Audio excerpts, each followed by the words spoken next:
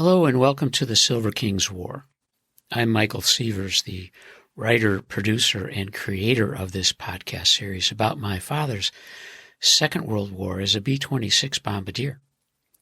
Today we are in the third play, Serviceman, and this is the first act entitled Brussels, and we are in Scene 1, Victory in Europe. It begins with Michael, the narrator, who is Stanley's son. The play begins in Brussels, Belgium, days after VE Day, following Germany's unconditional surrender of its armed forces. The 397th Bomber Group commanding officer gave his men a holiday. Stanley and John Sherry have a 72-hour pass. They are driving a Jeep from Venlo, Holland to Brussels. The scene is in the Hotel Metropole lobby bar. The Silver King and J.J. Sherry sit at a two-top lit by a deco table lamp, and they're drinking single malt. The hotel, once occupied by the German Army, has been requisitioned by the U.S. Army Air Corps late in the war. Michael continues. 3 years ago, as a University of Illinois freshman studying commerce in the spring of 1942, Stanley had decided to join the Army's enlisted reserve corps.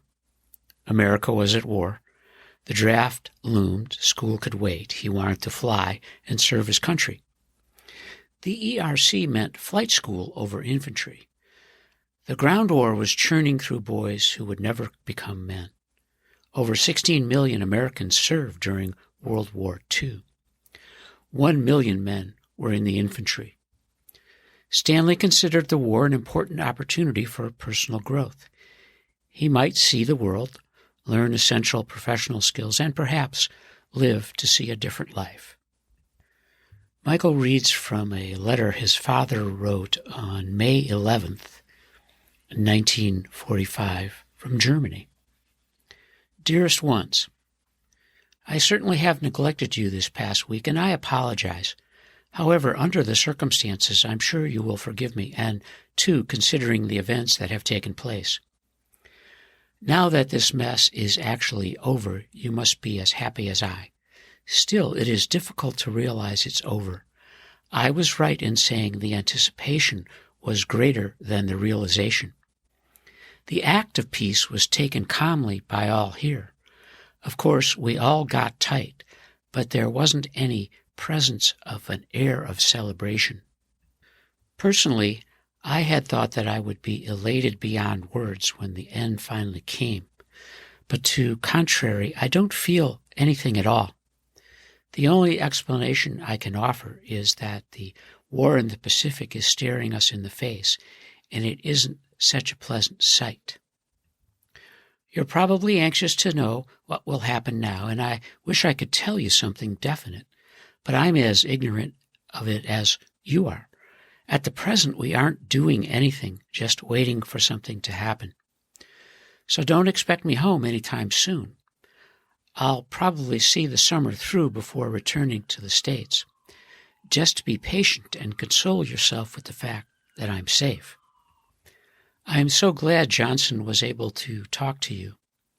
Before he left, he promised to call or see some member of the family. It's a lucky break you happen to be in Chicago. I, too, am sorry you weren't able to meet him, as he is a swell fellow. I really hated to see him leave. We'll close for now, hoping you're well. Love to Ida. I love and miss you, Stan. And P.S. A very happy Mother's Day, Mother dear. I'm sorry I can't send you any flowers. As the lights go up on this scene, the Silver King and J.J. are sitting amidst the amazing buzz of victory. And it begins with our hero. J.J., this is surreal. A scene unimaginable just weeks ago has become a celebration we've never seen. I'm not sure I've ever seen this kind of joy. A pure frenzy of freedom from fear, which must have seemed beyond their grasp. And J.J., it is unreal, King. Look at these folks. Their faces seem frozen, sheathed in weary smiles. And the king, and Brussels. I'm thrilled to see it. I imagined a darker, disjointed scene. Post-war chaos as civilians sought their personal pre-war lives. But instead, we're seeing a European Mecca come to life. It's impressive, startling, wonderful. And JJ, I'm amazed and relieved to find a city intact at the new edge of vibrancy. Let's find a hotel room before we join the festivities. And the king, yes, the guys offered ideas. Let's find one with a good bar. The Silver King will buy. And JJ to the king, damn right you're going to buy. You've been winning my money and everybody else's for so long. We're a little light. Let's find the Metropole Hotel. The CO said it's now an Air Corps housing HQ. And the king, flush with cash. You bet. Let's land a bunk and buzz the bar. We need to toast Festy's boys. I hope they're alive. And JJ, I think they may be, King. We need them to be safe. The warriors we know who lived through the war and went home, as we plan to do. As the lights go down on this scene, Michael reads a letter that his father wrote, dated May 18th, 1945, from Germany. Dearest ones, it was truly grand hearing from you today. I have your letters of May 2nd, 8th, and 10th. Why the others haven't arrived, I don't know. Also, I have your package which was sent for my birthday. The fruitcake was really delicious. Thanks a million.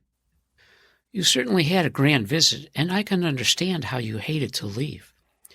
It was swell that Sylvia got there. You must have had a wonderful reunion. And now that I know Cece is definitely there with you, I'm very glad, as I'm sure that she is grand company for you. Too bad you had to be on the train during all the celebration for VE Day. I can imagine how the people must have gone wild at the announcement. If only the war in the Pacific were over, there would be a real reason to celebrate. I'm glad you realized that I might be sent to the Pacific. With this in mind, my going won't be such a surprise. I still don't know anything definite as yet, so we can just keep hoping for the best. However, the best rumors have it that we are going home in 4 to 6 months. I suppose it would take that long for things to run smoothly enough to get us out of here.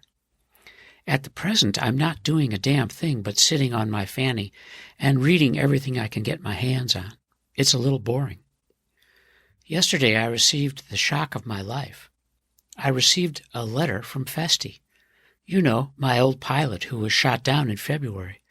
It was the first word anyone had heard of the crew since that fatal day. When I saw his name on the envelope, you could have knocked me over with a feather. I'm more than happy to say that the whole crew is in good shape. They were taken prisoners after they had bailed out and were liberated about 3 weeks ago.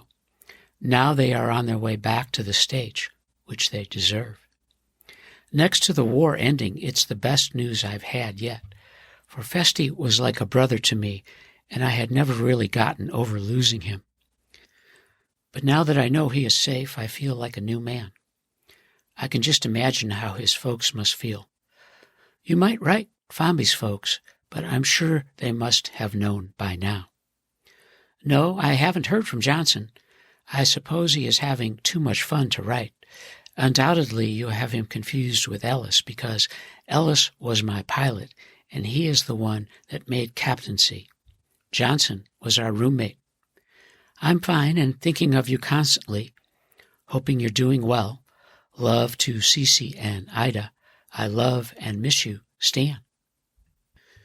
As the lights go down, we have reached the end of Scene 1, entitled Victory in Europe, in the third play, Serviceman. And you are listening to the Silver King's War.